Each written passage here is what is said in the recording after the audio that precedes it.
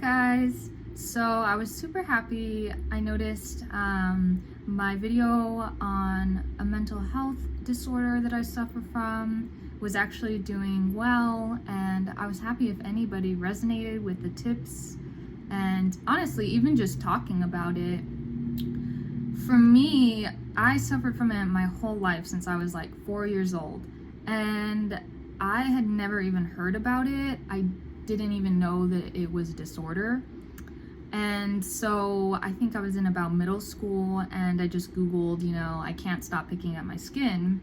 And then I found so much information on other people struggling with dermatillomania. And, it's different for everyone. For some people, they pick their hair out, like they'll have, patches of bald spots, because they have trichomania, I think is how you say it. And some people pick at their skin on their face. So like, especially, it's really hard if you have acne. It can be super triggering.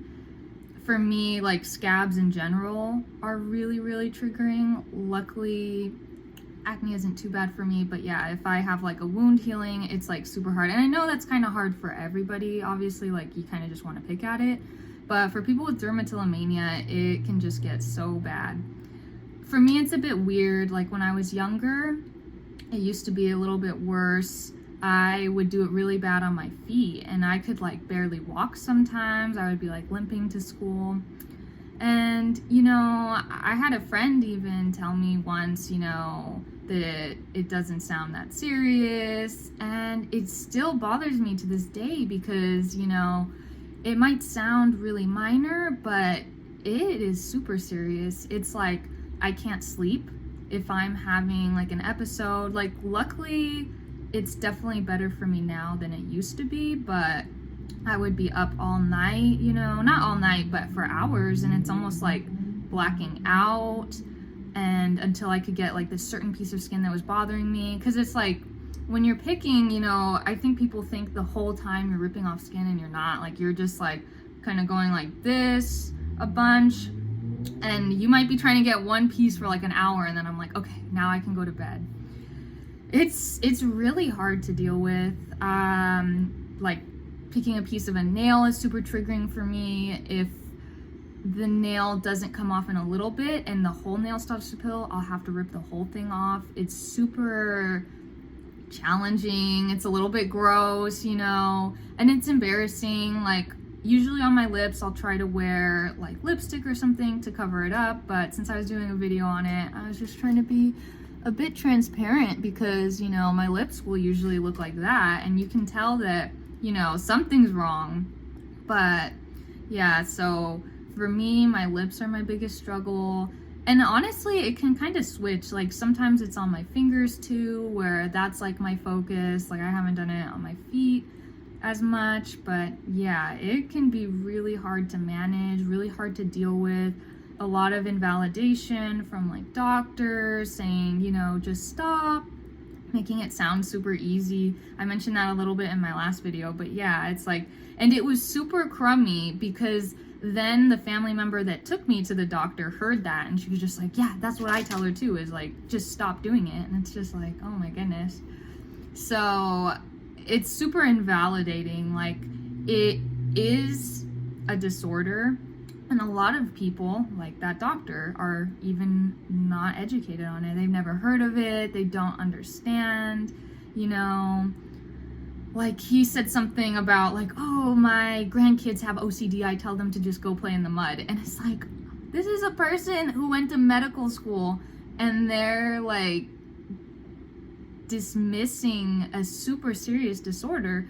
And it's true, like, you can work on it, but it takes a lot. It takes therapy. Some people need medicine. I didn't even know that until my psychiatrist was talking about it. It's very serious for some people. And even my case is like relatively minor, but like if you said that to someone, and they've been struggling with it their whole life, their face is like, it's debilitating. Like, and that was something I thought about, when my friend said that too, is it's like, I could not walk.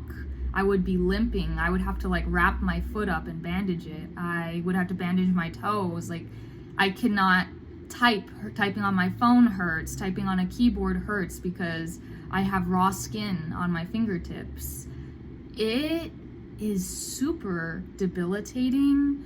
It also is so, like, for me personally, after I have a flare-up, even the days following, it's just so bad for me being in that recovery mode and just being able to feel it.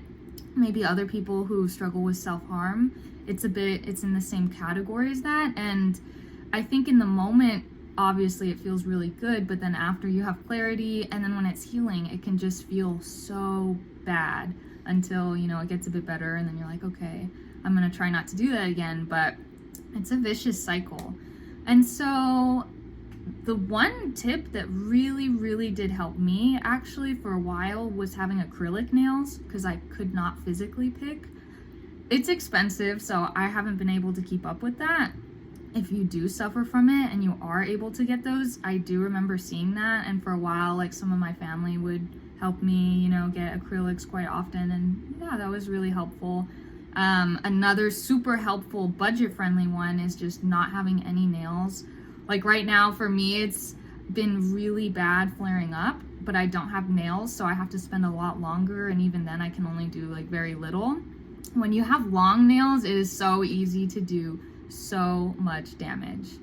And so another important thing is, like, if you have any cuts, any wounds, like, make sure you're keeping the infection, clean, like make sure you prevent it from becoming an infection. And some people do have triggers, like a lot of my friends, family, if they see me doing it, they'll be like, what are you thinking about? For me, I don't think that I typically have a trigger. Maybe I'm stressed in general, maybe a bit more or something like that, but honestly I feel like I'm constantly pretty stressed, and it's kind of random when it does flare up. Some people try squeezing like a ball, wearing gloves. Some people like slap rubber bands. I think I've heard mixed things about that, but it's a big struggle, and I just wanted to talk about it a little bit more since, it felt a bit validating seeing like other people, were interested in hearing about it. And I just was kind of thinking,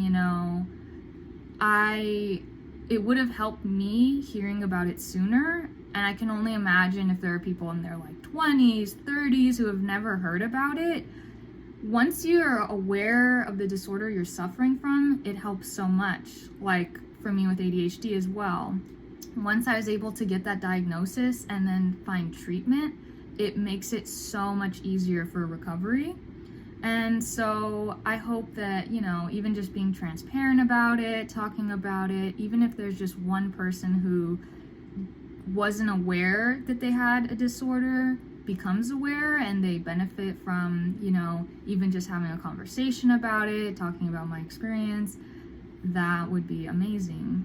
And that's honestly my main goal. So, if anyone else suffers from it, feel free to comment below, comment things that have helped you, your experience, and even if not, feel free to talk about your other mental health experiences in order to just, share with others and just have an open conversation about that stuff, because it is super important. So anyways, thank you guys for listening, and so feel free to comment below, like, subscribe if it resonated with you, and I will hopefully be discussing these types of things more in the future as well. So let me know if there's anything in particular you want to discuss, any like issues, a discussion on, and yeah, thank you guys for listening.